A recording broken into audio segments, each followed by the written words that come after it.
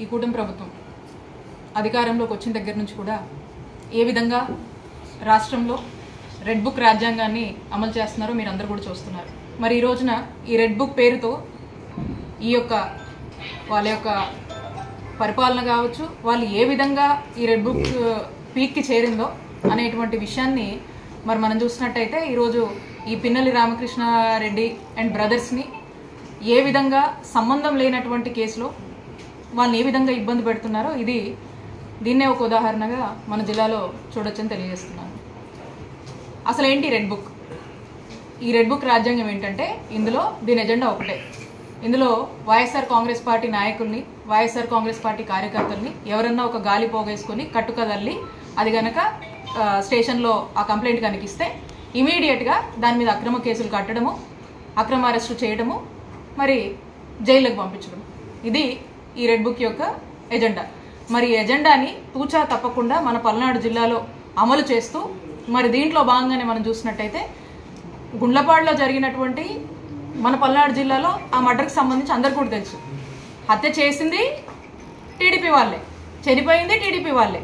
దీంట్లో పిన్నెల్లి బ్రదర్స్కి ఏం సంబంధం?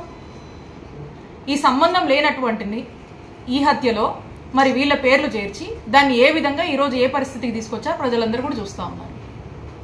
ఇది రెడ్ బుక్ పాలనకు, రెడ్ బుక్ రాజ్యాంగం అమలుకు పరాకాష్ఠ అని మనం చూడొచ్చు. మీరు చూస్తూ ఉన్నారు మన పల్నాడు జిల్లాలో ఎంతమందిని ఇబ్బంది పెట్టారు, ఎంతమంది మీద అక్రమ కేసులు కడుతున్నారు, ఎంతమంది జైలు పాలు చేస్తూ ఉన్నారు. ప్రోగ్రాంలో యాక్టివ్గా కనిపిస్తే చాలు వేధింపులు పిలుస్తూ ఉంటారు స్టేషన్కి. పొద్దు నుంచి సాయంత్రం దాకా కూర్చోబెడతారు, అక్రమ కేసులు పెడతారు, అరెస్టులు చేస్తారు, బెదిరిస్తున్నారు, కొడుతున్నారు, తిడుతున్నారు. ఇంకో కనపడితే ఈ ఊళ్ళో కనపడితే నీ సంగతి తేలుస్తామని చెప్పి వార్నింగ్లు ఇస్తూ ఉన్నారు. అంతెందుకు నేనే ఉన్నాను, చూస్తూ ఉన్నాము. ఈ సంవత్సరంన్నర నుంచి ఎన్ని అక్రమ కేసులు పెట్టారు, ఏ విధంగా వేధిస్తున్నారు, ఏ విధంగా ఇబ్బంది పెడుతున్నారు ఇక్కడ ఉన్నటువంటి ప్రజలందరూ చూస్తున్నారు, రాష్ట్ర ప్రజలందరూ కూడా చూస్తూ ఉన్నారు. మరి నేను చెప్తా ఉన్నా, మా నాయకుడు జగన్మోహన్ రెడ్డి గారు రేపు మా జగనన్న ప్రభుత్వం వచ్చాక ఖచ్చితంగా ఈ 3 సంవత్సరాల తర్వాత మా నాయకుడు జగన్మోహన్ రెడ్డి గారు, మా వైఎస్ఆర్ కాంగ్రెస్ పార్టీ అధికారంలోకి రాబోతుంది. ఖచ్చితంగా ఈ వేధిస్తున్న ఈ అక్రమ కేసులు ఒక కట్టు కదల్లి ఎవరైతే వెనకుండి మరి ముందుకు నడిపిస్తూ ప్రోత్సహిస్తున్న వాళ్ళని, అలాగే దీనికి ఆద్యం పోస్తూ ఆ కట్టుకథ ప్రాణం పోస్తూ కేసులు పెడుతున్నటువంటి ఈ పోలీసుల్ని ఖచ్చితంగా మిమ్మల్ని వదిలిపెట్టాం. మీకు రిటర్న్ గిఫ్ట్ ఇస్తాం రేపు మా జగనన్న ప్రభుత్వం అధికారంలోకి వచ్చాక అని తెలియజేస్తున్నాం.